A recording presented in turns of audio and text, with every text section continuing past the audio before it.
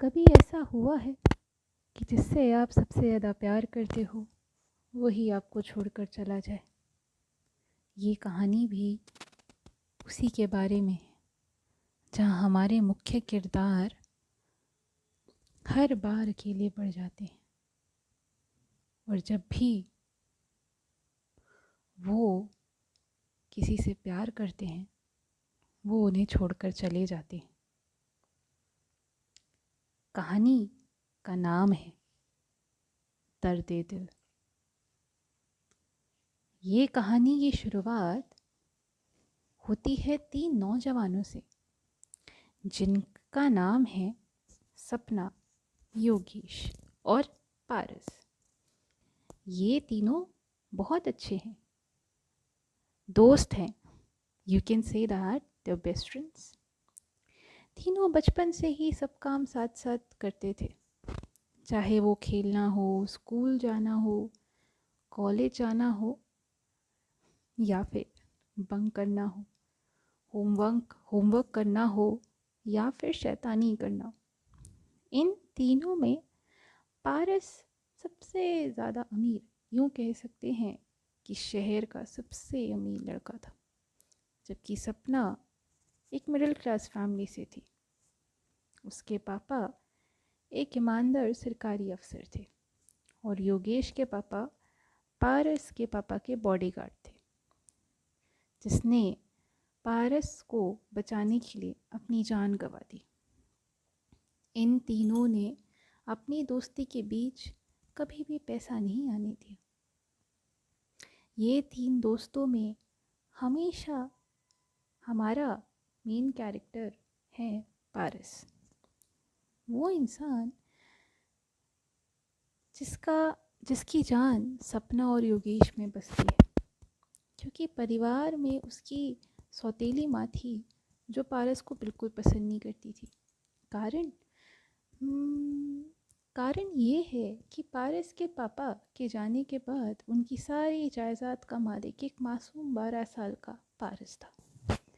ये सुनने के बाद काव्या, जो हमारा मेन कैरेक्टर है, उनकी माँ का नाम है। तो ये सुनने के बाद काव्या का गुस्सा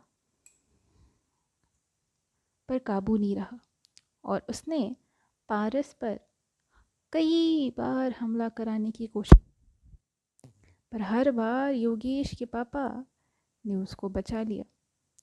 शायद इसी वजह से उनकी जान चली गई। इसी कारण से पारस ने योगेश की सारी जिम्मेदारियां अपने सिर ले ली और तभी से पारस और योगेश एक दूसरे के साथ परछाई की तरह रहते हैं। बड़े होते होते सपना और योगेश के बीच प्यार के फूल खिलने लगते हैं।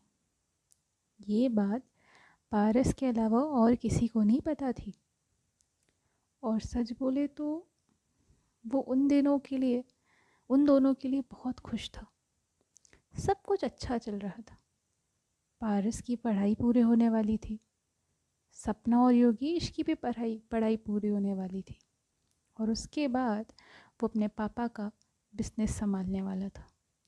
सपना और योगेश उसका इसमें साथ देने वाले थे, पर कहते हैं ना, बुरी नज़र लगते देर नहीं लगती। किसको पता था थोड़े दिनों में इन तीनों की दुनिया पलटने वाली है। शाम का समय था। तीनों दोस्त आपस में बैठकर गप्पे लड़ा रहे थे। इसी बीच योगेश ने मजाक में पारस को कहा कि यार पारस, तेरी तो पढ़ाई हो गई है, अब तो तू अपने पापा की कंपनी संभालेगा। सच कहे तो तेरी लाइफ तो सेट है यार। हम मिडिल क्लास वालों को पूछ, हमें तो ज़िंदगी के पल पल मेहनत करनी पड़ती है और यही मेहनत करते करते हमारी पूरी ज़िंदगी निकल जाती है।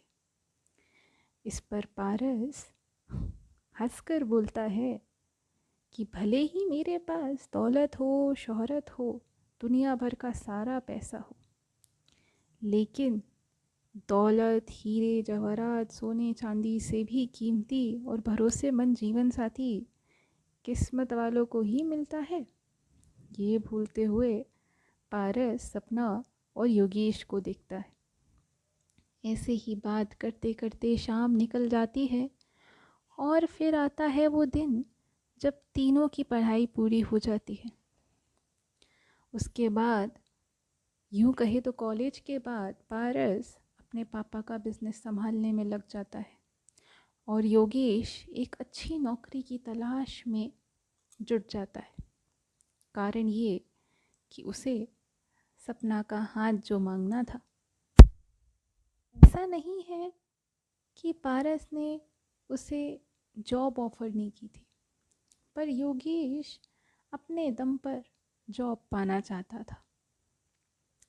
ऐसे ही एक दिन योगेश पारस को कॉल करता है और बड़े खुश होकर बताता है कि यार पारस, एक खुशखबरी है, मेरी एक बहुत अच्छी जगह नौकरी लग गई है और अब मैं सोच रहा हूँ कि सपना को प्रपोज़ करूँ।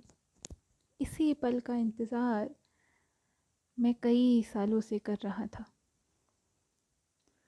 और इसके लिए मुझे लगता है कि मैं तो तैयार हूँ। बस अब मेरी इच्छा है कि सपना भी तैयार रहे। ये सुनकर पारस की खुशी का तो ठिकाना ही नहीं रहा। वो बोला, ये तो बहुत अच्छी बात है, पर मुझे आज बहुत सारा काम है और मीटिंग्स भी हैं। ऐसा कर कि तू सपना को प्रपोज़ करने की तैयारी कर।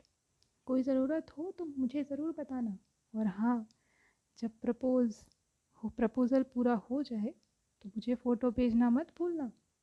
ये सुनकर योगेश हाँ करता है और कॉल काट देता है।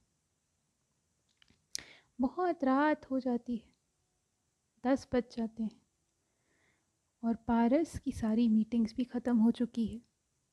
अब बस इंतज़ार है तो उस एक कॉल का, जहाँ उसके दोनों दोस्त की खुशी में वो शामिल होगा। पारस सोच ही रहा था कि उसे कॉल आता है जो सुनकर उसके पैरों तले ज़मीन खिसक जाती है। ऐसा लगता है मानो उसकी दुनिया पलट गई हो।